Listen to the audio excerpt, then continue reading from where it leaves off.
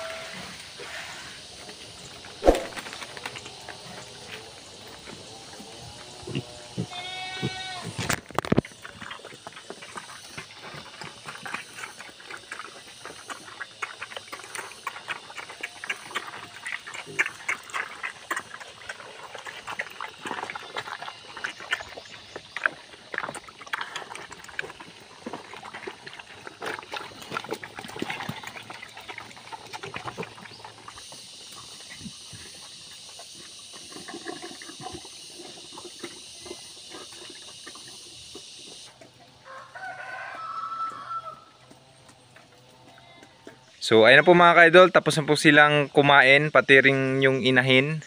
At nandun na po yung inahin sa may mga damuhan. So pinakawala na po natin siya dahil mamaya ay ilalabas na po natin yon.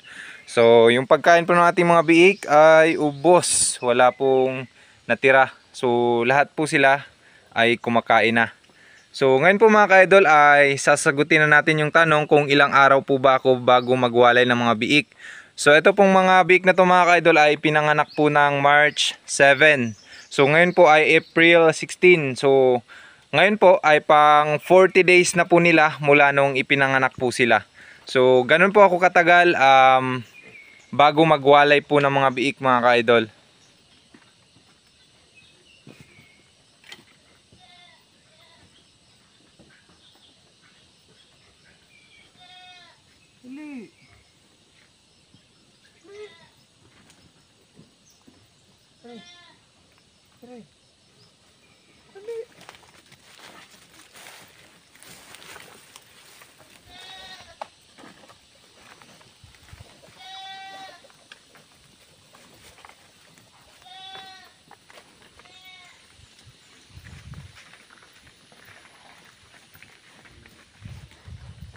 So dito po natin siya inilagay mga ka-idol para makakalbo po yung mga damo dyan dahil may itatanim po tayo dyan soon.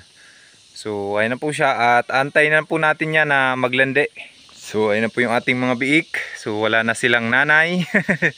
At ngayon po mga ka-idol ay baka may magtanong po sa inyo kung bakit ganun po katagal ako bago magwalay ng mga biik. Kung bakit po 40 days bago ko sila iwalay. So yung iba po kasi nagwawalay po sila ng 30 days o isang buwan ay winawalay na po nila. Sa akin naman po, hanggat hindi po kumakain lahat ay hindi ko po sila iwinawalay.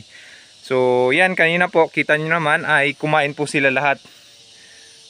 Ayan, so lahat po sila ay nakakain na ng feeds na yan. At ang tendency po kasi pag mayroong isang biik na hindi pa kumakain ay mangangayayat po yun dahil mag-a-adjust pa siya. Dahil wala na po siyang supply na gatas. So yun po yung magiging bansot. So yun lang po yung opinion ko mga ka-idol. So yun yung napansin ko.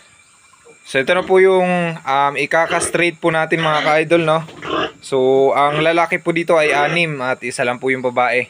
So 3 weeks na po ito. So dapat daw 2 weeks ay mas maganda na i-castrate dahil maliliit pa yung kanilang mga iklog. So, yan mga ka-idol. Pakita ko muna sa inyo yung mga gamit natin sa pagkakastrate. So, let's go. Ito pala mga ka-idol yung ating gamit sa pagkakapon. Yan, syempre meron tayong blade. Meron tayong bulak. Tapos, betadine, alcohol. Tapos, kapiraso ng tela. And then, karayom tsaka sinulid. And then, meron din po tayong amoxicillin. So, para po yan panggamot.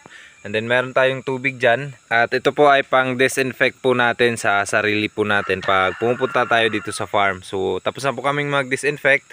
At ngayon ay kukuha na po tayo ng biik.